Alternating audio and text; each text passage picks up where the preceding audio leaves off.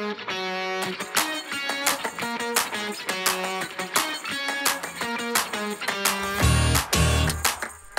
up, everybody? Welcome to the State of Wild, episode 156, a regular YouTube video web series podcast thingy. My name is GetMeowth, and as usual, I'm joined with my two good friends and co-host Roffle and Corbett. Guys, new set is out. Hope you guys have been getting treated well, at least, with the new stuff. I saw a look of skepticism on Roffle's face, so I'm just gonna let him go from there.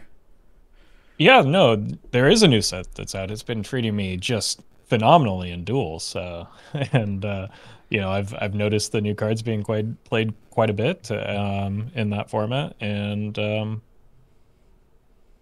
it seems that other people are starting to empathize with my situation in Wild with regard to the bots lately. So I don't feel great about that because you know, I don't want people to be struggling with it as much as I was, because it was miserable. But it seems like it's hit a bit of critical mass lately. Yeah, the state is in shambles. That's the state of Wild right now. It's it's fractured. You know, we're all here just looking around, looking at the fires burning and figuring out what the hell happened, because a lot of us have you know, running for the hills at this point. Roffle out in duels, Meowth out in real life, and me, I keep reopening and wondering whether I'm meant to be playing more TFT. So that's where we're at right now, I think. It reminds me very much of that the scene where Donald Glover walks in with pizza into the room that's just like on fire, and that's just like new expansion came out, everybody's excited, you walk in and it's this. I had a lot of fun like the first day, and then it very quickly went downhill after that. So there's that.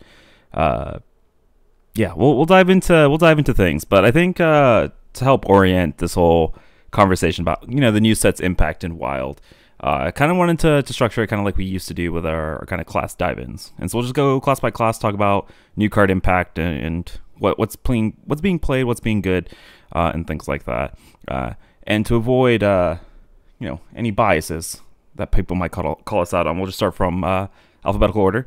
And so, has anybody done anything cool with Death Knight? Has anybody seen a Death Knight? Has anybody played a Death Knight?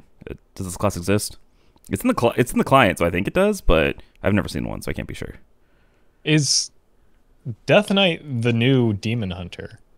Because like we did the same thing when we evaluate Death Knight cards that we did with Demon Hunter, but in reverse. Like, we would look at a card and say, well, that's not odd, so that can't see play, and then we'd move on. Now we do the same thing, but in Death Knight, and say, well, that's not even, so it can't see play. And now even Death Knight isn't seeing play because there's nothing that it beats right now, except like it gets dumpstered by just Reno piles. It was the anti-aggro deck, and like the only aggro deck is even Shaman. Well, there are a few other ones, but they're just better at doing that same job now. So like, yeah, not looking good for a while for Death Knight, but like, you know, eventually Demon Hunter recovered as soon as it like caught up in terms of the card pool, so maybe in the future Death Knight gets something, but I wouldn't expect it out of like a parasitic mechanic like Excavate in this set in particular. Yeah, it is funny how we all fall in that same exact path. And Demon Hunter, I think, still feels like maybe a year away from kind of like being a real class potentially, I think, in Wild, rather than just like kind of blip on the radar every now and again. Yeah, and Death Knight, you know, it's a couple years behind. Like, this will probably be a long slog until this thing is, you know, really going in Wild, especially because of the type of decks that Death Knight caters towards, where it is kind of like a paladin class, where it's hard for that to be kind of like too broken in Wild when they're not kind of pushing a lot of mana cheating and card draw synergies. But yeah, even Death Knight, I don't know, it performs fine still at Diamond 2 Legend. It falls off massively due to meta, and also because it's one of the probably lower skill cap decks in the format. Like, it's always tough for the button decks to scale up really well. But yeah, some people playing Plagues because, you know, shuffle in stuff against Reno decks seems kind of nice, but then they realize that Plague Death Knight might be the worst deck in the history of Hearthstone, so that's always a tough pill to swallow. Yeah, shuffling cards to turn off Reno is always something that like seems good in theory, and then in practice, because of like the the overcosted nature of those shuffle effects, and like the inconsistent nature of the shuffle effects in terms of like actually closing out the game. Like the Reno deck can just counter tempo you to death with their green card Zephyrus and Reno Jackson, and like, sure, good job, you turn the Reno off, but they still beat you. Yeah. I was about to say, like, in the rare scenario that you actually do turn it off early enough for it to matter, which is very rare because that you have 3 different plagues and you have to be lucky enough to shuffle 2 of the same. They also, like, even if they're just playing a fair game plan, Reno decks are just, they play a 4/5 on turn 4, and that happens to just be better than everything that Death Knight is doing for some reason, and so you kind of just lose, which kind of sucks. But yeah, I echo the sentiment of probably not going to be talking a lot about Death Knight for the next couple of years, unfortunately, unless something absurdly broken gets pushed in something like a Caverns of Time set or something like that. But that's a whole nother story. All right, Demon Hunter. We had the flash in the pan that was Naga Demon Hunter. I know it was falling off in Wild even before the nerf. Hey, it's all play. I'm going to call it a flash in the pan. It was falling off in Wild even before the nerf that we'll get to later today. Anybody else messing around with anything new in Demon Hunter outside of that? I was playing Reno Demon Hunter yesterday on stream. That wasn't terrible. I don't know. It plays yellow cards, so it sometimes gets to win Hearthstone games. It actually looked a little bit better than I expected, but it's not like Reno Demon Hunter is a deck that a lot of people are trying. Like, the majority of the class has obviously been very wrapped up in the Nagas in the early going, with still a very, very tiny portion of people playing, like, brutes and stuff. But, yeah, with the Naga nerf today, the sharpshooter going from 5 health to 3 health, a lot harder for that thing to live and stick around to be good against aggro, which is quite important in Wild a lot of the time. Yeah, in a format as fast as Wild, like, you kind of need to tempo that in a lot of situations, and because otherwise you just, like, you don't accumulate enough mana in the game in order to play it and kill your opponent on the same turn. So you need to preload that mana. Basically, you need to have a 7 mana turn by playing it on 3, then comboing on 4 is kind of what you need to do, and that's just a lot less feasible now. It wasn't a good deck before the nerf. It's not likely to be a good deck after the nerf, or it's less likely to be a good deck after the nerf, and if it's already falling out of favor. We all been keeping up with the discourse. We all been turning on those Twitter notifications and riveted by the conversation around Sharpshooter. No, we can save that for the balance patch conversation. What I have done, which I think is the strictly optimal play, is I have uninstalled Twitter from my phone and only use it for, like, teach me how to do that, dude. I don't know. Wow. And I use it occasionally when I want to interact with specific people that I follow, and brands, when I have like a tweet requirement associated with a sponsorship or something. Yeah, it's pretty funny drama. I'm not gonna lie. I saw the patch notes this afternoon. I do nothing on Twitter at these times but, like, read. I don't post. I don't do anything. I just read, just to keep in touch with the drama, so I'm well informed for Twitch chat. And that's pretty much it. But it was some quality conversations going on. I guess quality is not the right word. Funny conversations happening over the weekend. Hearthstone drama is always just like, it's lower quality than every other game genre. Game genre's drama, which is good, by the way. No, it is. You want your drama to be the most, like, childish, petty, like, nonsense, because it means nothing really bad is actually happening if we're arguing about the number on a digital pixel. Yeah. Right. Agreed. Yeah. I know we're primarily focusing on new stuff. The only other Demon Hunter deck, though, is normal questline. I know you mentioned that earlier, Corb. Is it playable? Is it looking okay for the people that are out there still trying to grind for 1,000 wins? And that's me asking for me. It's, like, not terrible. That's what I want to hear. Hell yeah. It's fine. Like, maybe, I don't know, maybe it's tier 3 or something. Like, yeah, you could probably pick it. No one wants to play it, it seems, but it's there. Yeah, fair enough. Before we go any further, I know people are in the comments are going to be asking about deck lists and stuff. Instead of posting a million deck lists on screen and spamming them all in the comments, I'm just going to link you guys to Corb's Discord, to Roffle's YouTube, and to my Discord, where you can find all the deck list your heart's desire. So make sure you guys check that out. Except for maybe Roffle. Roffle's been playing a lot of duels, so yeah, you can get some sweet duels starting decks. Hey, look, that's better look, that's always my issue with duels. Like I have no idea where to start. Once I get started, I'm good. But all right. Anyways, moving into Druid, the big thing with Druid was dragons, right? So we got Reno Druid and we got normal Dragon Druid. I think I can confidently say that I think the dragons are good. Nest Matron kind of nutty. Fi kind of nutty. 2-mana dragon that I'm not going to say the name of, kind of nutty. Yeah. It feels like dragons early on, big success. I don't know how good those two decks in particular are in the grand scope of the meta, but dragons themselves have had an impact on wild druid decks, which I think is important. Yeah, it's giving people something to do in like their slow druid decks and moving people off a quest line. So it's like, as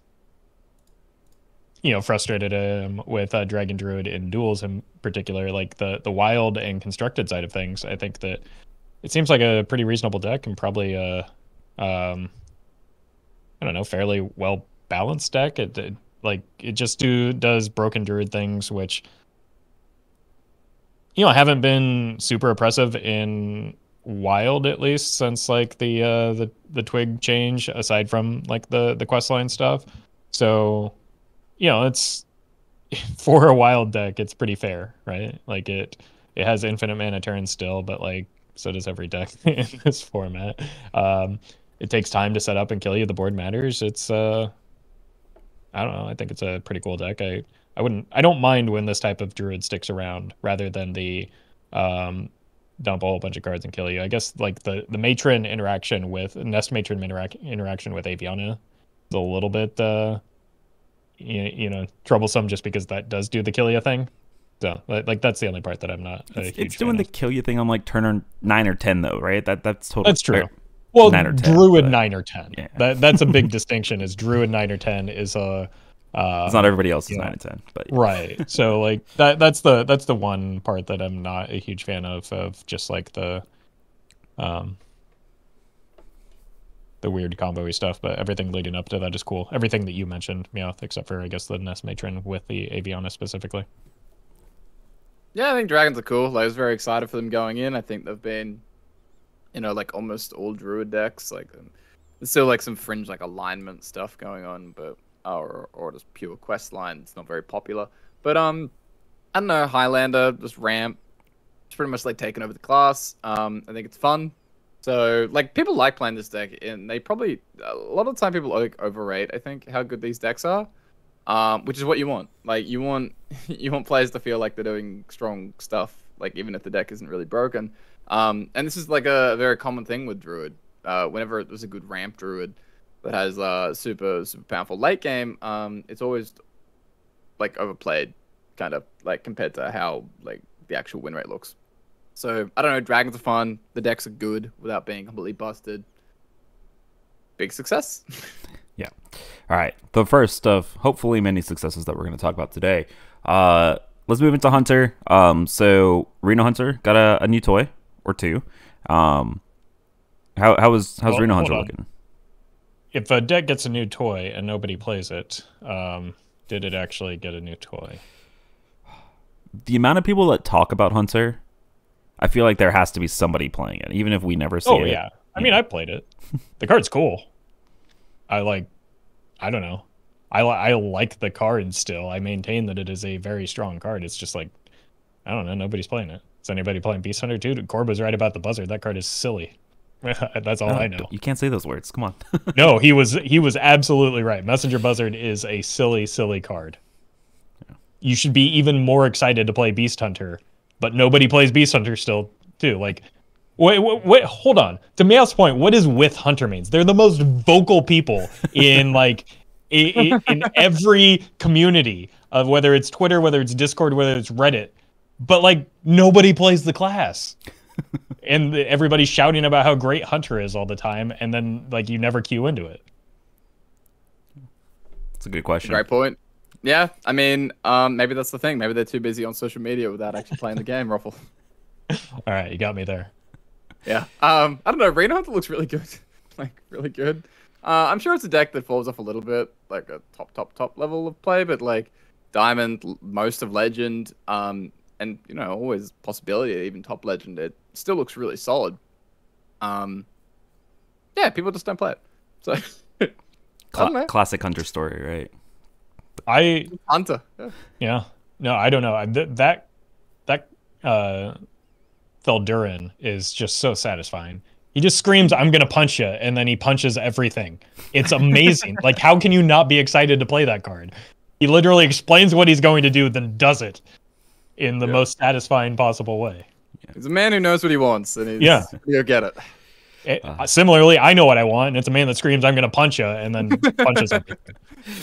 I do want to talk a little bit about Messenger Buzzard, even if I don't want to admit just yet that Corp was right about that card in something like Beast Hunter. I can't even remember what I said, to be honest, but you were the only one that was positive about that card. I think we were all, it's cool. A death rattle. I don't know, man. I don't know. It's a death rattle. Being said, speaking of it being a death rattle, yesterday, I don't know who it was. I don't remember. If you're listening, shout out in the comments. Somebody played like Awakened Tremors on like with thing. Then they went on turn 3. So they had played 2 Tremors and they went Buzzard, Coin, Terror Scale Stalker on turn 3. By the way, that got buffed to 2 mana. I had completely forgotten. And they did it multiple times with Play Dead as well. And then I just got smacked with 9 attack Jormungandrs, the 4 ones that they buffed up a billion times. Jormungandrs. Yeah, those are the ones. Exactly. Did you ever think about killing the Buzzard, Meowth? After the Terror Scale Stalker happened, was it time? Did the cogs start turning? Look, I did. And then the following turn on turn 4, they went second Buzzard, play dead, and then I was like, I am dead. And so it was a sweet deck. I don't know. I don't want this to be the first time I'm saying it, but Corb might have been right about Messenger Buzzard. Okay, some pretty sweet stuff. Bunny Stomper also looking kind of good. Like giving Beast Rush and a Beast Hunter deck is turns out pretty good, especially if you buff them with the Messenger Buzzard. Those cards like play really nicely with one another. I just have a hard time getting my Buzzard to like actually draw the Bunny Hopper so that I can set up those big turns, and that's a little bit frustrating. Yeah. I like how you just called it Bunny Hopper, not Bunny Stomper. Yeah, close enough. Yeah, intentional. Yeah. All right, so we need all of you Hunter players that are out here talking on social media to actually start playing the games so that other people can see your decks and start playing it as well. Hunter looks like it got some sweet stuff, even if nobody's playing it. What's after Hunter? Mage? All right, Mage. Let's talk about the cringe deck that is Quest Mage. Woo! There are primarily Reno Quest Mages now, as far as I can see on ladder. Woo! It's one of the Hearthstone decks of all time. Oh, God. At least they get to play the new cards, right? Like they are playing new cards. That is indeed true. I think.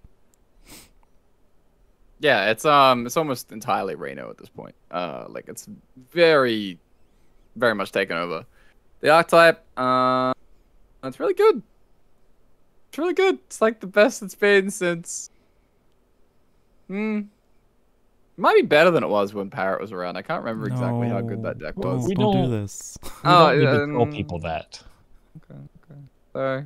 Sorry. But what I meant to say, it's really struggling with some of the underperforming new cards like Reno Lone Ranger and Greedy Partner that are definitely not completely broken in the deck. So nobody should be playing this, and they should go back to play Hunter. Yeah. Agreed. Preach, retweet, reacts, all that good stuff. Yep. How much better do you think the deck gets once they fix Dawngrasp and unban it? Like, does that even go in the deck at this point? It'll go in. Yeah, I mean that's just another time warp if my opponents are anything to go by. Yeah. All right. Dude, the pasta, man. The pasta from that one blog post that they put out with all those wild changes where they were like, I'll just delete all the decks that don't feel like classic Hearthstone. And then and then every time I queue into Quest Mage, that's the only thing I can think about. And it's just what a deck. Yep. What a deck. Good times. Tilt aside, is there anything else going on in Mage? I know I had a lot of fun day one playing Koldara Drake, but that deck is not good. It's a lot of fun when you get to do the thing, but it's not good. Yep. Gotta tell you, I think I got it 3 out of my first 4 games, winning all 4 games consecutively. Like, you know, the other one I just like yellow carded somebody into oblivion. So Roffle, it's like, what was your chat like? Were they just losing their oh, mind? and you should have seen the YouTube comments too. Like, there are still people to this day that are commenting on that video talking about how it needs to be nerfed. The entire time I was doing it, I was like, "Hey, no. if you think this combo is in need of a change, I don't think Wild is the format for you. Do you see how late in the game this is happening? Because I got bad news for you about what other decks are capable of. Like Quest Mage, for instance. Why run Koldara Drake when you can simply run all of the same cards and take largely 14 some turns of the instead. same, yeah, just like guarantee that you get the kill and not having to like, you know, sit there staring at your watch waiting for the arcane bullet to roll over. Yeah, you saying that you got it 3 out of your first 4 games is just rubbing salt in the wound, because I remember this game where I played Reno on turn 7, and then over the next 14 turns proceeded to never roll the arcane bolt. I sat there with the Koldara Drake in my hand the entire 14? time. 14 turns, I counted. I don't think it took me more than 3 turns a single time. Stop rubbing salt in the wound, dude. Stop. Not cool. Have you considered just trying to get luckier? I have not, but now that you've said that, yeah, I will take that and apply it to my Reno Mage gameplay. We'll definitely do that. Yeah. Cool. Skill issue? It was definitely a skill issue. Speaking of skill issue, did you know that you can deal 68 damage kind of max, at least with Boomer APM like me, with that hero power? Tried to get through Druid armor. I watched it. Yeah. I got him to 1, and then and then the rope burned out. Maybe sad. All right. Anyways, what's after Mage? Paladin. Paladin. That's 1. Yeah, Paladin got another good set. Doing some sweet stuff. So obviously, Reno Paladin is Reno Paladin with Spirit of the Badlands and Reno, but also like Prismatic Beam and things like that. Paladin loves Reno piles. So in a metagame where Reno piles are allowed to be played and like want to be played, Reno Paladin is the piliest Reno pile of all piles. That's always been just what the deck is, and then it wins somehow in spite of just being like, you know, looking like I drafted an arena deck today that was just Reno Paladin, and I'm like, yeah, this is kind of a constructed deck. I did terrible with it, but like that it just looks like Reno Paladin. So in that type of situation, like an actual wild Reno Paladin is going to excel, right? That's the world it wants to live in. Yeah, Pally doing really well, like on multiple fronts. You know, the Reno Paladin, the Weblord, you know, like Weblord also a big fan of Reno decks. Like deck is like 27 minions of the battle cries.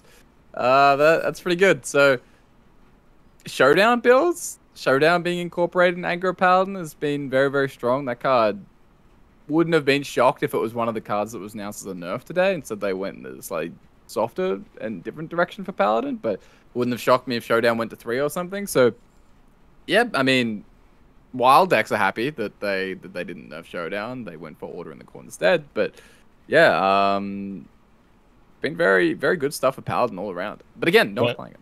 Right. The combination of Prismatic Beam and Showdown in particular is kind of silly, right? Like, obviously these cards were designed to work well together, but they work really well together. like the Prismatic Beam in general is really overperformed expectations. It's just such a strong comeback card.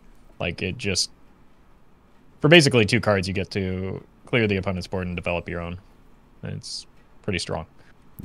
Yeah. Core betting 99% during preview season now. Right about Showdown as well. You know, somebody's got to stop this guy. Right. We just need to listen to him more. Like, somebody clip this so that next reveal season you can remind me to just agree with Corb on everything.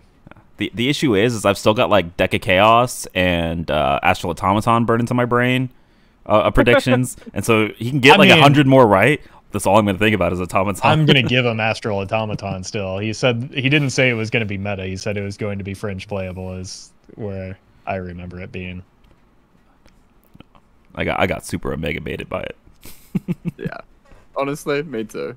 That damn Theory Crafting stream, man. Tricked me. I wasn't that high on it. Then we played that and I was like, oh my god. It's the most broken thing ever. But yeah. But Showdown and Beam, those cards are broken. I mean, Beam, I was thinking you just put Beam in Odd Paladin. Like, Why not? Just put it in there. Like, it's a comeback mechanic. Like, what, you're playing against even Shaman, start lose board, beam.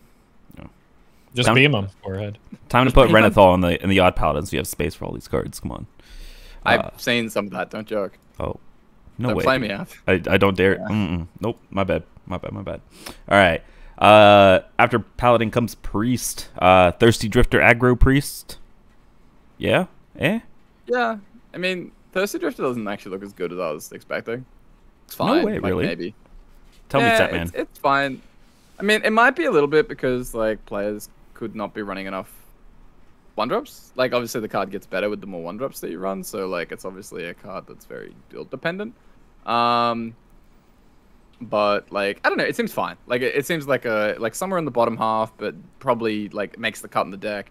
There's been a couple other things that people tried. Like people tried Deputy as a way to get another Mind Blast and stuff, but that ended up kind of being bad because if you think about it, it's like a 2/2 draw card, which doesn't always cut it in like modern Hearthstone in a lot of ways. But there's another 1-drop that people might want to try, which is very low play rate, but I'm just gonna flag it as something because it's hard to get people to experiment in Shadow Priest. So I'm just gonna throw it out there if people want to try something. Miracle Salesman. 1-drop. So we like it in Drifter, like it for Drifter.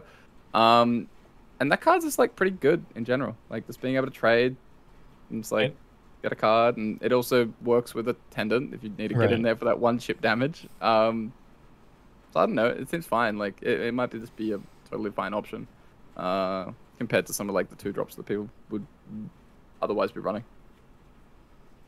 Yeah, no, that's a good shout. It's definitely worth like at least looking at, and like I don't know, you underestimate how good a 1-mana 2/2 is. I think like we've we're used to the pirate openers, I guess now that we forget that you used to play Zombie Chow in aggro decks just because it had a good stat line. Like it was going to win you the board. Obviously, this deck plays a little bit differently, but it's it's got a good stat line. It's allows you to cycle a card or deal damage if you need it. Like, seems reasonable while reducing your thirsty boy.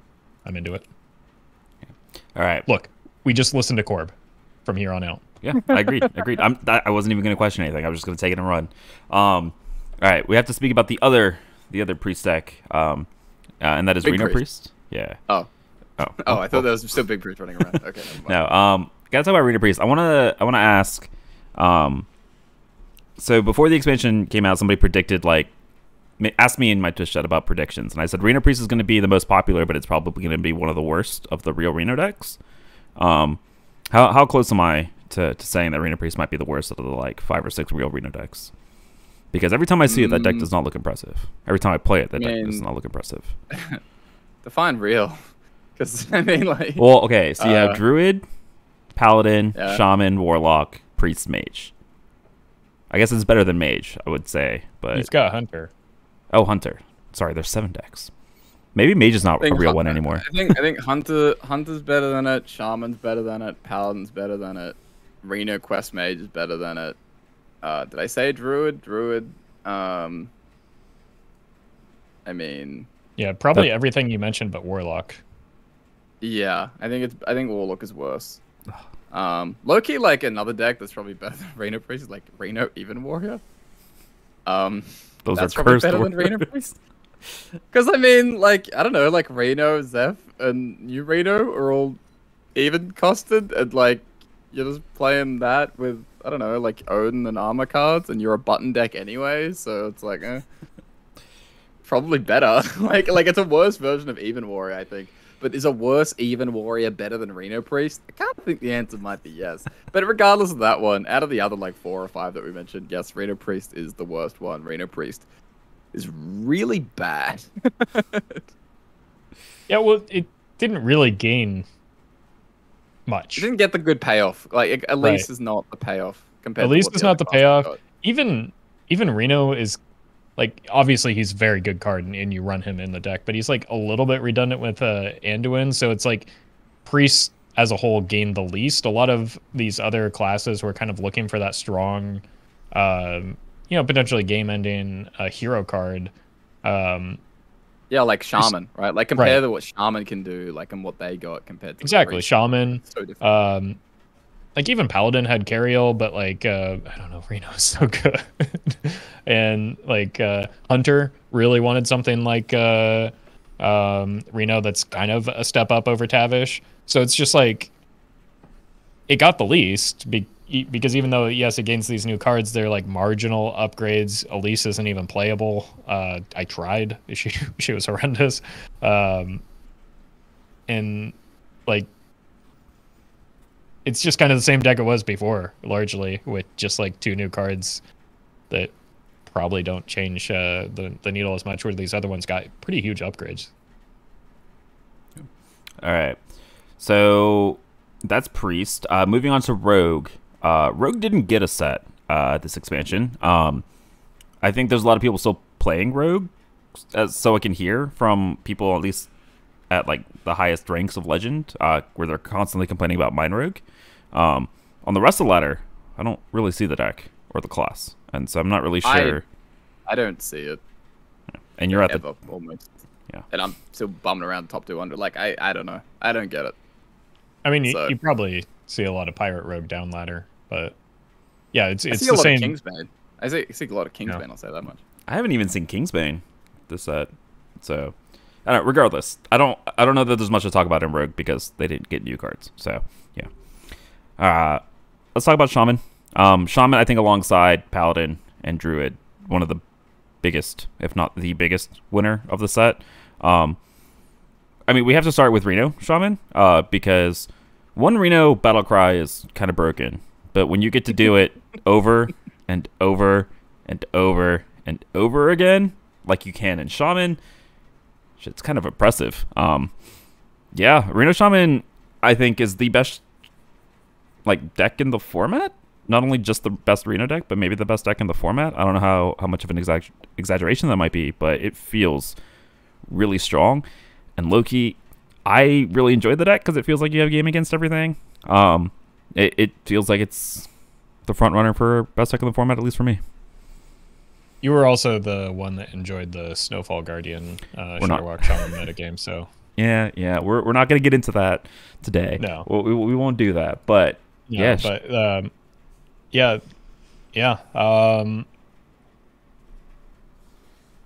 Kind of just feels like a different look at Quest Mage, where yes, the opponent technically gets turns, but they don't get to play the game. So hey, at least you give your opponent turns, unlike in Quest Mage. Quest Mage, they just take it all for themselves. All right. Okay, but like that's a little bit of insult to injury, right? If they can't play spells, they can only play one minion. Maybe if there's like not a dirty ratted minion in the way, depending on the order, and if they're running that card, like again, you sincerely might not be able to play the game. That dirty ratted minion might be frozen because of the Snowfall Guardian if they're running that. Like there's just doesn't seem like a fun deck to play against to me. I think it's just, again, you show me a picture of Quest Mage and a picture of Reno Shaman, I think I'm looking at the same picture. Oh, I wanted to give me out the chats, but no, I'm not falling for the bait, dude. I'm not doing it. Yeah, it's not bait. I'm being sincere here. I'm not gonna go out there and try to pretend like it's not. What's I'm not going to go out there and pretend like it's not unfun to play against. I think that was proper English. I understand that it sucks to play against, but also so do a lot of top tier decks. Yeah. So, like, I'm just saying, as somebody who plays a lot of Reno Shaman, and I was playing it before the new set, it's enjoyable to me. It's a good deck. I got a lot better with the new stuff. So. Yeah, it's one of the decks that I've been playing the most since the expansion went live, because much like you, I think the big appeal is that it feels like it has game against everything, because it doesn't really matter what you're playing against. If your opponent's not allowed to play, then they can't win. So I guess that's the big idea. Just interact with them all over the place, bro. No, I'm sorry. I said I wasn't gonna do it. I had to do it once. Yeah. But no, Reno Shaman, like Shadowwalk Shaman, Reno Shaman is one of the more popular decks. I think probably the second most popular deck. We'll get to the next one very shortly. It's probably the second most popular deck in the format. Win rate's really good. So like even if there are decks with like similar win rates, or maybe they have a slightly higher win rate, You know, people think the best stuff is usually a good deck that you play against a lot, and you play against a lot of Reno Shaman because people like it, and it feels very powerful, and it's, you know, the ability to just like keep abusing the Reno battle cry is kind of just insane. The deck was already like coming from a position where it was quite formidable before the mini set, before the expansion, where it might have just been the best version of Shadowwalk Shaman before the set came out, and obviously that wasn't great because Shadowwalk Shaman died in a terrible incident known as Bounce Patch for Murlocs. But yeah, I don't know. It got broken cards. Like Holiday is probably the best class Highlander payoff that we got in this expansion. And then it is also the class that is able to abuse Reno the best. And it is also the class that wanted Reno the most in terms of filling the hero card hole, probably. So as good as Brukan is, this is a lot better. So, yeah. Yeah. And it makes sense that it's popular too, because like it really feels like, even though it's not running maybe the highest density of new cards, it really, because of Shadowwalk repeating the Reno Battlecry in particular, it feels like it makes the most use out of the new card, because you're basically getting to see the Reno hero. You're playing Reno 14 times a game. Yeah. Exactly. I will say that like I haven't encountered or played much of the new like Reno Quest Mage, but one thing in the comparison between the two, I feel like it's a lot less linear in terms of the setup, at least, because you do have to, like, I don't know, not just turbo down you don't have like a clear game plan of turbo down the quest and play the quest, then win the game. It's you know, there are decisions being made, some of which amounts to just play minion on curve. But yeah, I was about to say you're getting into dangerous territory here with I know Corb's opinion on this. Well, I solved this issue, Roffle. I made the deck as streamlined as possible because I just put Polk out in the deck. And with the power of Polk out, no thinking needed. Okay, you just play the card that you top deck every turn. Yeah, you play Reno and then you play Shadowwalk and then the game ends. Yeah. Okay. Yeah. Right, well, Polk out is just the quest then. Never mind. I take it back. Maybe I was just playing an unrefined version. Yeah. I'm a bad deck builder. Should have trusted Corb. Oh man, the mirror sucks though, I'll tell you that much. Like I had to give up on the deck because of the frame stuff. Like I just couldn't handle it anymore. Oh my god, that would be such a nightmare. Yeah. I will say shoutouts to Golganath. I had a game yesterday where I like set up a turn where I played Golganath in order to draw the frames out of my deck to activate my Reno hero card for the next turn, which was pretty sweet. So it's a pretty sweet interaction. I also shoutouts to Twist for the one good thing that it's done. Because of Twist, they buff like 14 different shaman cards by like halving the overload. Shoutouts to Elemental Destruction, which is like a real card now. Only overloading 2 instead of 5, which is nice. Yeah, it's and just Ancestral Knowledge as well. Yeah. It's good. You play both. I think it's just good stuff. No, but Lightning Storm is a good card, and then like Elemental Destruction is what Lightning Storm was, but it's, you know, more damage. Like it's just 3 mana Soul Rend, and Soul Rend is busted. That didn't click for me for some reason, that it was just like insanely scaled up Lightning Storm. Huh. I kind of forgot Lightning Storm was 2 overload. And also split damage. What the hell were they doing with that card? Oh my god. Yeah. They just need to hit Crackle, and then boom, they've addressed all of those cards. You know. All right. Shout out to Reno Shaman, best deck in the format. Now let's talk about the most popular deck. Not necessarily just by humans, but let's talk about even Shaman. So let's start with the new card in Trusted Companion. Card good, card very good. Deck pretty good. Yeah, and then obviously the whole giant elephant in the room of the giant botting population that plays even Shaman. So yeah. Orb has a really good video on this, and I would encourage everybody to watch it. I'm really glad that he made it, not only because it was informative and like hit on some of the points that maybe I overlooked about the botting problem, and as well as how to properly identify them, but now people have been asking me to make a similar video for a while, and it's a lot of work, and I didn't want to, so now I can just link his. When I bring up the inevitable bots that I encounter on Wild, I can just link to his video, and it's perfect. So thank you, Corb, for making that. Oh, no problem. Yeah, no, that was such an easy one to make, but I've gotten such good feedback about it. I just like one take to that thing.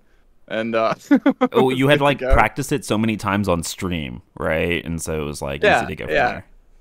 Yeah, just like answer so many questions about like it's like, is that a bot? No way, that's a bot. How can there be a top 100 legend bot? No way, it's a bot. And then I just lost my mind, and I'm like, I'm making the video. I can't deal with this anymore. This is ridiculous. The people need to know. They need to know that it's not just something, because I kept on hearing this discourse, and it's still frustrating because I still hear it. Where people talk about botting, like it only affects you know Johnson on his toilet break on his mobile phone playing at Platinum 10. And it's like, no, bots are everywhere. Like, bots are taking over. It's like the Matrix. It's like when they're nothing but Agent Smiths, and it's like they're just going around infecting everyone. It's just bots constantly. And it extends all the way up into High Legend. Like I said, like in the video, I show a video of me queuing into a rank 21 Legend. I queued into another top 50 bot yesterday. Like, it's just pervasive. And again, at certain rank brackets, I said in the video, like, I think if someone told me they were playing 30, 40, maybe even 50, maybe even 50% bots at a certain, like, MMR bracket or something, I would believe them. Because the numbers are what they are. Like, Legend is 35% Shaman. And I tell you what, there are not that many humans playing even Shaman. There are not that many Shadowwalk Shamans. As popular as that deck is, it is not 35% Shaman. The reason it's 35% Shaman is because we have an absolute robot army running around. And, they really can't be stopped. I think this is the end. I think, I don't know if it was going to be ChatGPT that took over this year, but I think we found the real cause of AI and the real harm that was going to be happening to the world in 2023. Judgment Day is here, and it has come in the form of even Shaman bots, which is honestly far more terrifying than Terminators running around. Like, for an absolute nightmare scenario for me, since Witchwood, even Shaman has been just my least favorite deck to play as and play against, and having to queue into it as much as you do in the wild format right now because of the bots is an absolute nightmare for me. Yeah. I don't know if this is the right place to ask this question, and if it's not, I'll probably cut it out of the podcast. But like, I've seen the idea floated around of like, you can't really, like, if you just ban bots, they'll come back, right? And they'll do their thing. Is there ever a world where you're just like nuking even Shaman for the sole purpose of lowering the bot population? Because like, while they still might bot even Shaman, they might still bot Pirate Rogue. If those decks are a lot worse, you're going to see less of them at least hopefully you'll see a lot less of them in Legend. It's tricky. Like, it's really tricky because there's always next deck. It's like, it's like the onion that we've talked about so much, except specifically for bot. It's like, because like, you could bot Shadow Priest, you could bot Pirate Rogue, you could bot Call to Arms Paladin, and those decks, while they're not as good, it seems probably as like bottable even Shaman, they're probably not that much worse. And like, something else will just take over. So yeah, I don't know. Like, I think it's an idea worth floating, and it's out there. But it also brings into another like complicated question of like, just because a deck is very easy and bottable, does that mean it should be banned? Because like, at that point, you're just going after every simple Hearthstone deck, and it's kind of important that simple Hearthstone decks are playable. Like, there are a lot of people that like simple Hearthstone decks that don't want to, or that don't want to be able to fork out like a mortgage for a Reno deck, and that, they want something that's very accessible like that. And so, if you're cutting off that access because of the bots, that really is like quite a heavy blow to a lot of people. Even if we might laugh sometimes or like roll our eyes at like, oh, someone did their even Shaman Legend climb, the point is that there are people out there doing it, and like, it is their favorite thing to do in the game, and they like that type of deck, and that how accessible it is. So, a tough one, but you probably can't. You probably can't do it. No, I think it creates two problems. First of all, well, three problems really. It punishes the people that are playing that deck sincerely, like as humans, and enjoy that deck, which even Shaman is not my taste. But that's, if you just hit every single one of that style of deck, like, you're punishing an entire portion of the player base. Then, even if you're successful, in the best case scenario, the bots don't go anywhere. They switch to a different deck that's worse, and so you just shove that problem down the ladder. And so it's not visible at High Legend, or maybe even at Legend at all, but it's still there, right? Like, there are people that will still, down legend, which is probably where the bulk of the player base is, will only encounter or will encounter a high density of bots. And sure, maybe they're less engaged and they won't notice it as much as they're, playing their toilet break game. But like, it's still a problem, right? And I don't know, like in my long time playing Wild, I was just looking at the class list. I think I have seen a botted deck for every single class except for maybe Paladin and Warlock in the Wild format. Like Breakfast Paladin was botted during Corridor Creeper. Okay, so, then it's just Warlock, and Warlock even had like the classic bot. So like every single class has had a botted deck in one format or another. I like even just last season when I was playing more, I think more than half of the classes I saw a deck that or a bot playing the class on a regular basis. So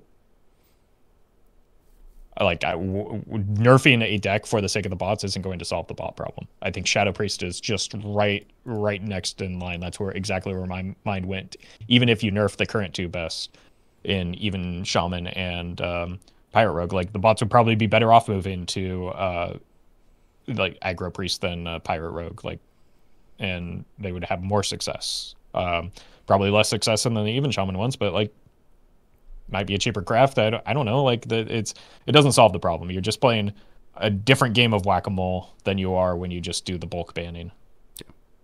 I want to flag something as well that obviously like there's a lot of bot discourse when it comes to to Wild, and there's a very good reason for that, and we've heard about it in Classic as well.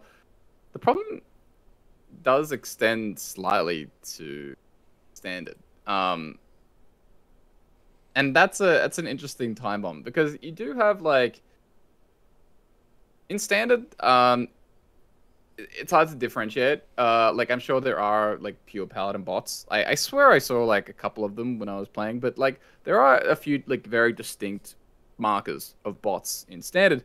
One of them being unholy Plague Aggro Death Knight, triple unholy Death Knight.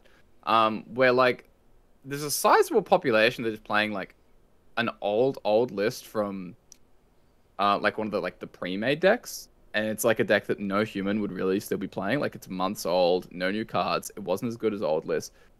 But there's like a significant bot population. Like Unholy Death Knight, at all ranks, across all ranks, is like 5% of ladder.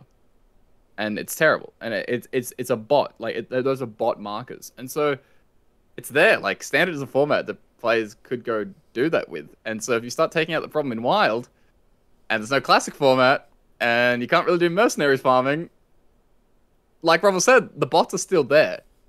But whether they get pushed down ladder in Wild, or maybe they gravitate over to Standard, and if they gravitate over to Standard, that's the blowing up this whole issue even further, and that creates like, it might even make it like a much bigger story for Blizzard's side of things. Yeah, so maybe do that so that oh like yeah, sorry. that would be a, like, I mean, obviously, I don't think that they're just sitting there watching this bot problem happen without trying to fix it. Like I've had conversations with you know people.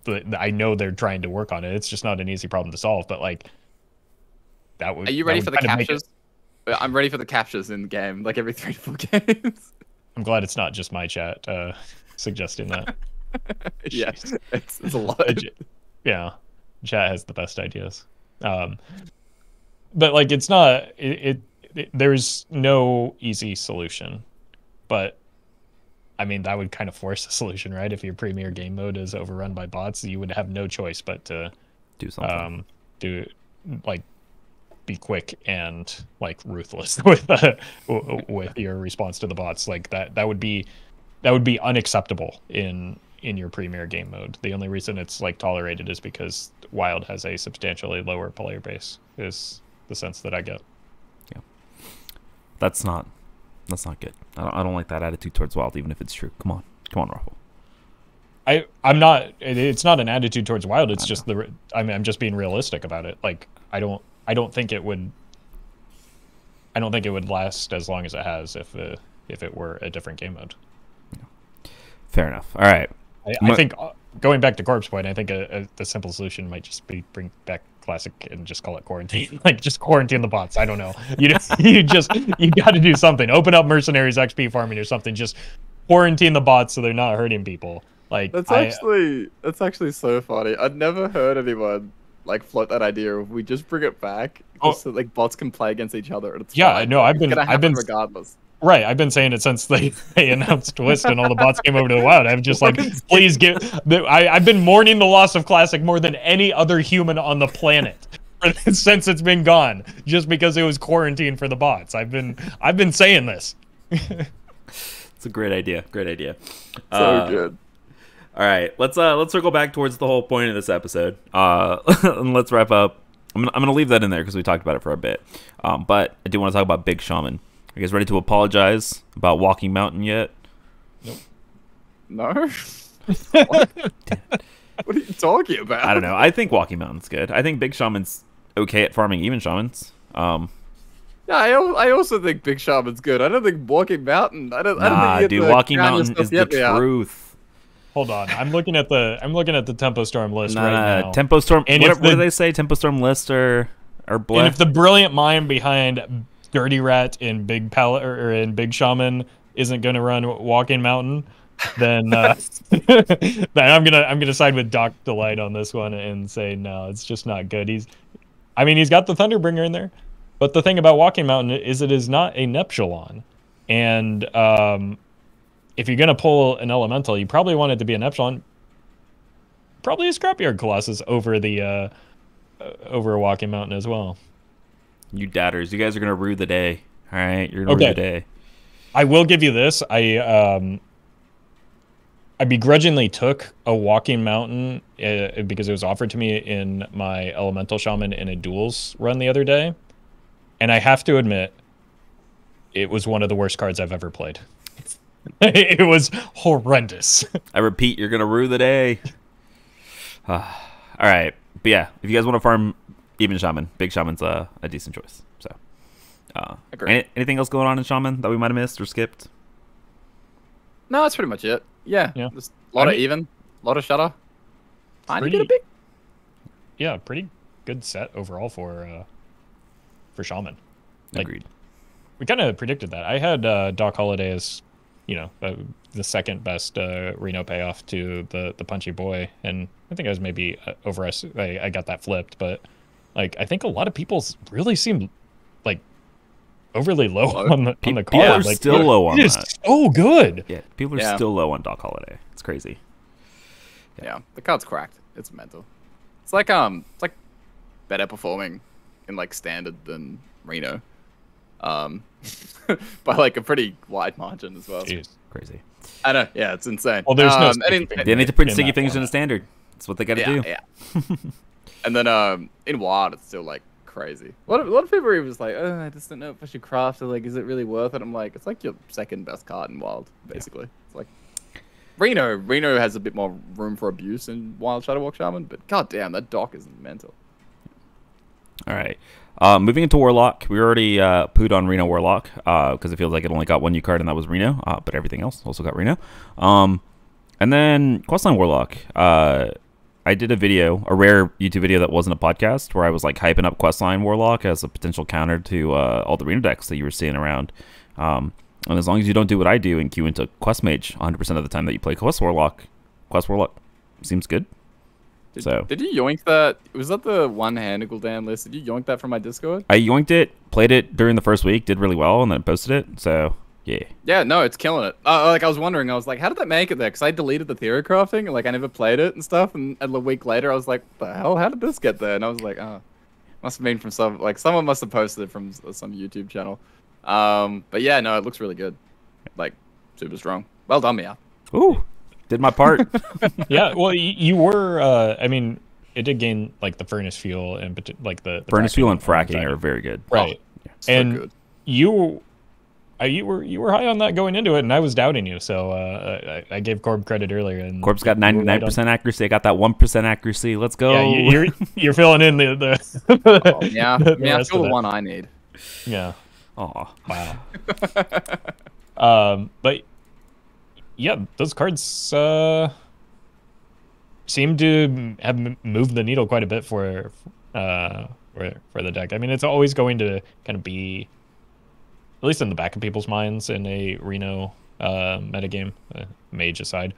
But like, I don't know, it's overperforming my expectations going into the expansion. Even like going in expecting there to be Reno piles.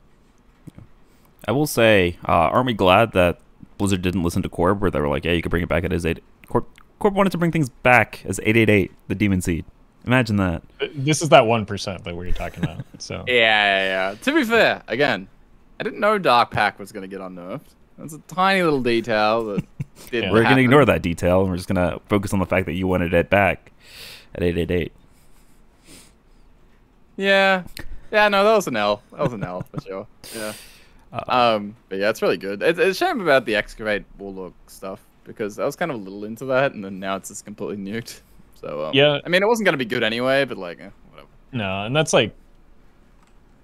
just like a more fair version of what the questline does. Yeah, right? exactly. Like, it's a slower developing version of what the questline does, which, like, understandable. People hate it. They hate them both because of the play pattern, not for the strength. But like, I queued up one game with it.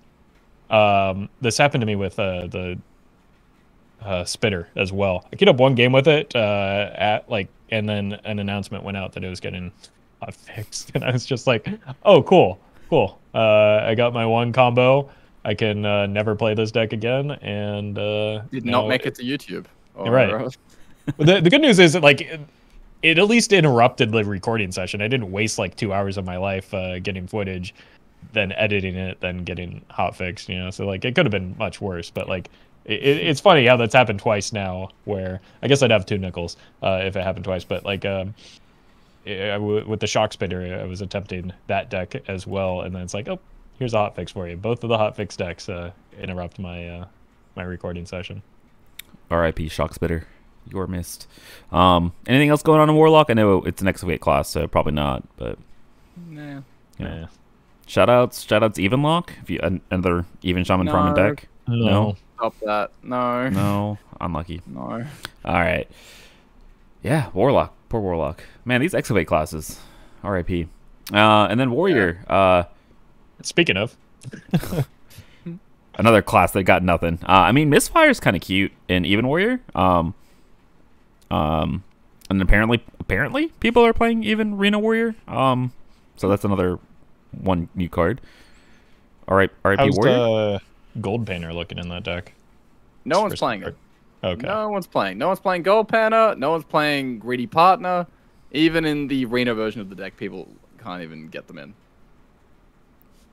But both of those cards, I like them. I got them in my normal Even Warrior. I think they're great. I think Greedy Partner's insane probably in Warrior, because like, why would you not want your Odin out ASAP? Right. The goal is rush down Odin. In order to do that, you need the mana, which Greedy Partner helps with, and you need to draw him, which Gold Painter helps with. So like, yeah. I mean, the last couple cards in Even Warrior were always like, oh boy, which 6-drop that I feel least weird about am I putting in? Like, am I putting in Khazgaroth or Captain Galvinga? Or like, am I playing Man the Cannons or Minefield? And it's just like, it doesn't matter. Right. But like, Greedy Partner, mana sheet good and card draw good in a deck that really has no card draw. Right, and also like tempoing out minions like that, you know, operates as pseudo removal too, because like opponent's got to trade into it, or you trade into there. That's why like Misfire doesn't seem as appealing to me as those 2 cards, because like, you have Misfire at home. Like, why do you need this one? It's like you have several different iterations of Misfire already in the deck, right?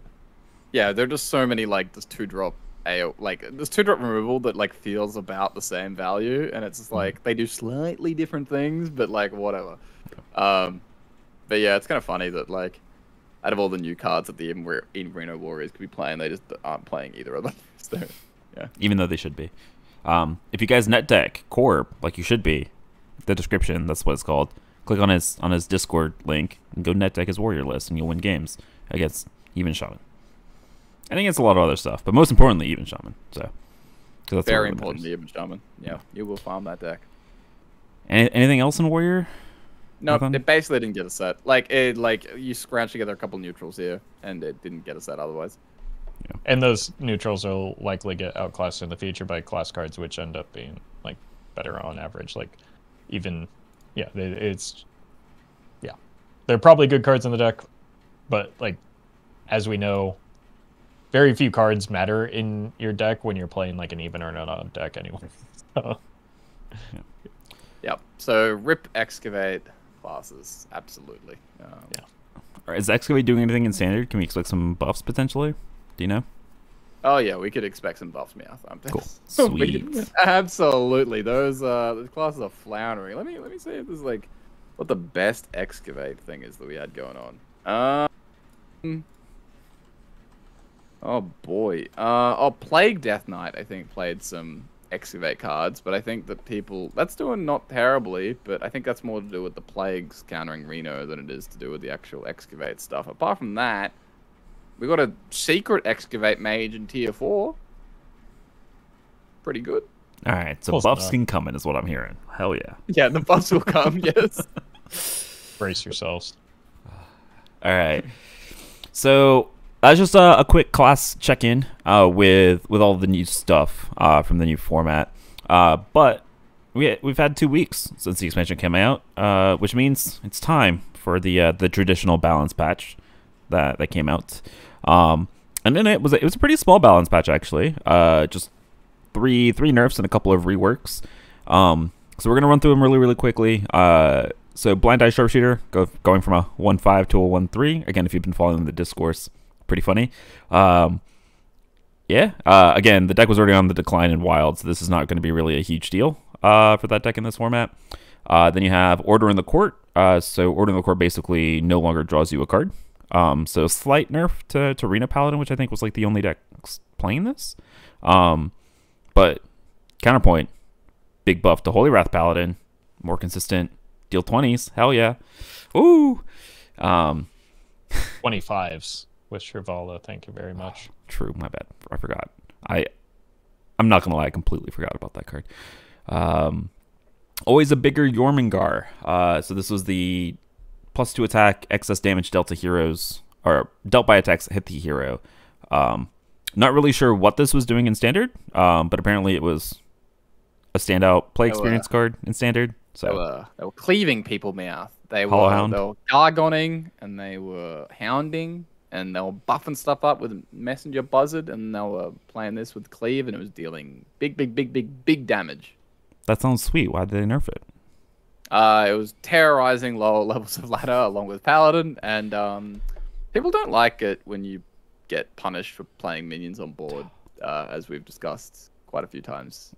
I wouldn't know what that's like. Come on. The one time I saw this card in Wild was Knuckles Hunter, which was pretty funny. Other than that, never really saw play, so don't think it's going to impact much in this format. And then a couple of reworks. So the Warlock Excavate Treasure that had to be hot fixed it has gone back to 4 mana, but now only steals 7 health instead of 10. Brutal. They just couldn't do 8. They just couldn't make it a clean like 30 damage, like 28 damage. It's brutal. I mean, 8's not a clean 30 either. I mean, I guess it's 32. What do you mean? Sure. Dude, just hit them with your Cobalt Librarian. It's easy. Just get the 2 points. Bam. Turn 1. Get that important chip damage. I think it's it's 7, so it's 5 now to consider Renathal decks. Oh, Renathal. Oh, that's such a good point. So Renathal, a nerf not happening, confirmed. Oh, tinfoil hat. And the other rework is a card that I'm not going to lie, had forgotten existed, and that was Defense Attorney Nathanos. Apparently he's rotating in 3 months. Yeah, he's an Nathria card, so it makes sense. Or mini set of Nathria, I believe. Yeah, whatever. Yeah. I forgot this card existed. But basically, he discovers a friendly Death Rattle minion that died this game, gain its Death Rattle, and then trigger it. Basically, they reworked him to work with cards like Spurfang and Bovine Skeleton and things like that, which previously he didn't work with, just to make things a little bit more intuitive. But yeah, none of these things really impact Wild super heavily. Let's talk about the thing that's not on here, and that's the Reno Hero card. which I think has been a very, at least on Reddit, a point of discussion on whether this should be nerfed or not. I think it's kind of broken in Wild.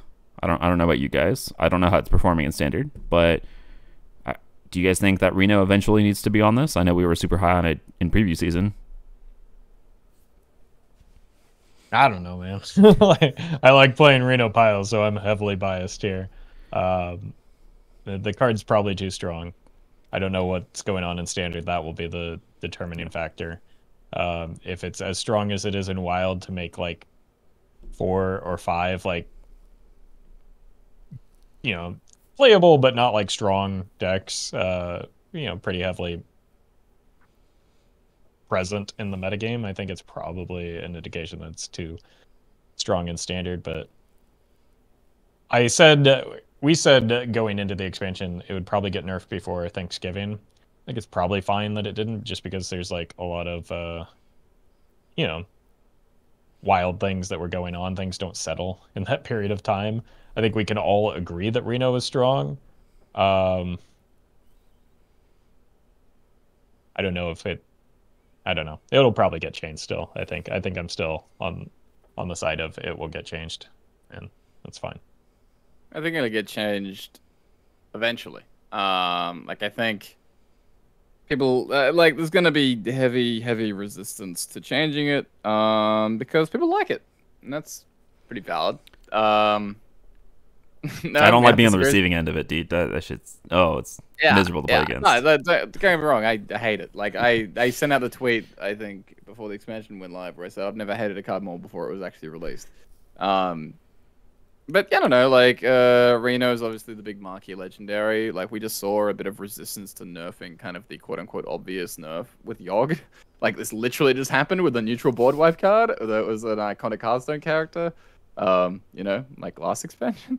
So I would expect for Worlds, which is on the 17th, 19th, I still don't think he'll be like nerfed by the time that happens. Like I think this is something that we're gonna see in probably like January, February. I would imagine for the World Championships they want their big yellow Reno card looking good out there and winning Hearthstone games. And yeah, I think it's a shame that the World Champs, maybe the last official Hearthstone World Champs, we'll say, is going to be played in this meta. I think it's kind of a little bit of a bummer. I think there have been more interesting metas that would be fun to watch for the World Champs, but I don't know. Like the Reno will be on display. People like him. People love him. Won't get nerfed anytime soon, I don't think. All right. There is, I think, one thing to note. This is a very small balance change. They did make note that there would be opportunities for more balance changes in I believe. So, like, this isn't necessarily it for the expansion, which is why I think Meowth brought up the Reno. Yeah, I think they said even explicitly 2 weeks. I can't remember if they read it on Twitter or on Reddit somewhere, but I think I think 2 weeks from now there'll be another patch. We will continue to watch how the meta develops after these changes for our next balance patch scheduled for late next week to set up for the World Championships on December 16th and 17th. So, yeah, another balance patch next week. Right. I don't foresee, unless they're really heavy-handed, things changing too much. So, but there will be a slightly different metagame going into the World Championship at least. And, yeah, we'll see. We'll see. I don't foresee any targets or them taking aim at the wild format, just to preempt those considerations. As usual. That's right. So don't get your hopes up. Other than maybe some of the standard nerfs trickle down into wild. That's kind of been the tendency so far. Maybe we'll get like a surprise even shaman deletion to counter the bot problem, but like we talked about, I don't think that solves the bot problem. All right, so just in case we don't get an episode out before the World Championship for some reason, make sure you guys go watch that. It, like Corb mentioned, might be the last one. And they usually do pack drops, so you at least have an incentive there if you don't care about competitive Hearthstone, but you should also watch and support it, because otherwise there might not be another one. They're usually pretty hype for the most part. Like, by the time you get to the finals, I think they actually make for pretty good viewing. The Hunter Race one was really hype. I still remember that a lot. So yeah, that was just a few years ago. But usually a good time. I mean, I used to watch I still watch the Masters Tour. I used to watch whatever the previous iteration of was it Grandmasters. I used to watch that all the time. It's great to have on in the background while I'm either getting work done or cleaning up around the house. Like I don't know. I enjoy watching like well casted Hearthstone, and so if you want Hearthstone esports to continue, you got to watch it. Yeah. All right. Any words about Twist? Have you guys touched Twist? We had a new format this month. I didn't try it. I'm gonna be honest. My obligation with the job that I have is to go where the viewership is and the interest is, and that is simply not in Twist, and hasn't been since like the first week, sadly. Yeah, I gave it a shot early in the month. Hit rank 1 legend, very high. Haven't played it since. Are you still rank 1 though? No, I decayed. I decayed to rank Oh. 4. There was a new account, a fresh one came in with no rank history whatsoever. Entered at rank 1 legend. And that either fresh account bug or win trading or some other strange explanation, regardless of what that explanation is, didn't motivate me to want to like remotely try. Yeah, that's fair. All right. Yeah, we'll have to do that Twist episode one of these days, whenever we can fit one in, because I still find it fascinating how that format was DOA. I actually find it very interesting. Yeah, we'll have to make it a goal to actually do it one of these days. All right. That being said, Wild, 2 weeks in. I know vibes are kind of every which where. I know Roffle's been playing a lot of duels. Yeah, I don't know. How you guys feeling? Vent session. It's one of the most impactful expansions that we've had in a long time, contrary to like early expectations. It just feels bad, and this has been, my sense for a while. It just feels bad when it feels like you don't get to enjoy it because you're encountering such a high density of non-human opponents. Yes, I can stomach a bad metagame. I have many times in the past. It gets harder and harder to deal with, just like, again, the mass amounts of non-humans that I encounter. It just really sucks the fun out immediately. Yeah. Yeah, bots suck. Those are always frustrating. I don't know, just like the general community that was previously around the game, that was previously at High Legend, has basically disappeared for the most part. Like, in prior years, there was a situation where I knew maybe 80 to 90% of the people that I was playing against. They were on my friends list. There's a lot of like discussion and kind of they're all very involved in THL. And so for me, Wild was a highly community driven experience, which I really, really enjoyed. That is no longer the case. Now I know no one who I play against. I don't talk to anyone on ladder. A couple times I'll queue into like OTZ or people like that, and then I know them, but it's flipped. It used to be 90% of the people I knew. Now it's 10. And so there's that center community is completely gone. Bots, animation cheating, intentionally getting roped and BM'd. It's all not very fun. So that kind of sucks. As for the metagame as a whole, is another one that I'm really not enjoying. I think Reno decks don't make for compelling gameplay. They're not what I'm personally interested in. So those being highly, highly pushed, not pushing archetypes that I really enjoy. So yeah, like I haven't really felt good about Wild since Alterac Valley, in reality. And there's been like a couple moments here and there where I've been able to like do some fun stuff and got really into it. But for the most part, it's kind of just like there, or I can sort of just keep it up with it because it's what I've always done, and sort of it's like a puzzle in some ways to solve. Like, oh, what's the good deck? How do you build that? Whatever. And that's kind of the appeal right now, as well as habit. But the actual metagame and everything just not really interesting. So, Roffle, how's duels? I might need a crash course. It's a lot of fun. Everything you talk about the puzzle, like I don't know. The entire run is about solving that puzzle within the deck. If you've ever, I realized what drew me into it and what's kept my attention with it is that I play a lot of roguelikes and roguelites off stream, just because like, you know, I can get a quick 30-minute session of something in because it's, you know, there's no, you know, your character dies at the end of at the end of the run. So like, you know, there's no upkeep associated with it. You can just jam games whenever you want. And a lot of the same strategies there translate to this, where you're like, you're trying to like pick a build and find things that complement that as you add cards to your deck along the run. So it's really interesting. It can also be really punishing when you get steamrolled, like because there's a lot of broken things in the format. You know, as little balance changes as we get in Wild, that's about the same in duels.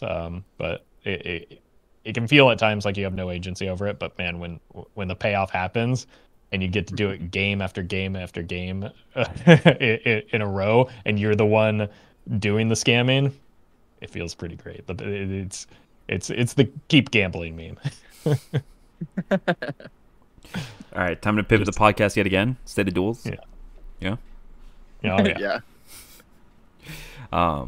Yeah. I will say my 2 cents is like I as somebody who enjoys playing Reno decks, like I think the meta's balanced. I think Reno Shaman is fun. I think Reno decks are fun. I understand that they're not everybody's cup of tea, like Court mentioned. The meta seems fairly balanced, but I will also say it feels very, I might regret using this word, but it feels very not skill intensive in terms of like deciding who wins the game. And those metas tend to not be super compelling, even if the decks themselves are something I enjoy to play. So putting that out there, I know other people are really enjoying it. Like when I posted that one video that I did that wasn't the podcast, people were like, hell yeah, dude, I love this set, love the meta. And like, you know what? For the large majority of players that enjoy playing like Reno piles and stuff like that, it's probably a great expansion. Yeah, I think this is an incredibly casual-friendly expansion, from the types of decks it pushes to bring back Reno as a character that people can really latch onto.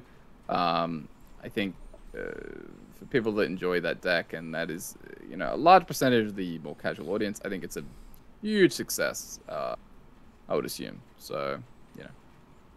Yeah. You guys let us know yeah. down in the comments if you're one of those players and whether you're enjoying this I'm set one or of not. those players. Yeah. Roffler, you enjoy it? I mean, I would be. When you get to play the format. Yeah. When you get to actually play against real people. Mm-hmm. Yeah. All right. That's going to wrap up this week's episode.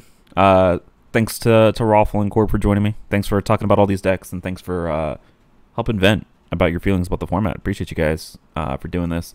The next episode, I think we're at the point in the cycle of the year where, at least for the next at least the next month or so, since we're between holidays and things like that, probably going to be doing episodes every couple of weeks. We might surprise you guys and do one every week, but we'll see. But for now, I think we're gonna don't expect one next week. I think is the plan here. We'll be back every couple of weeks. But yeah, Corb, Roffle, thanks for joining me.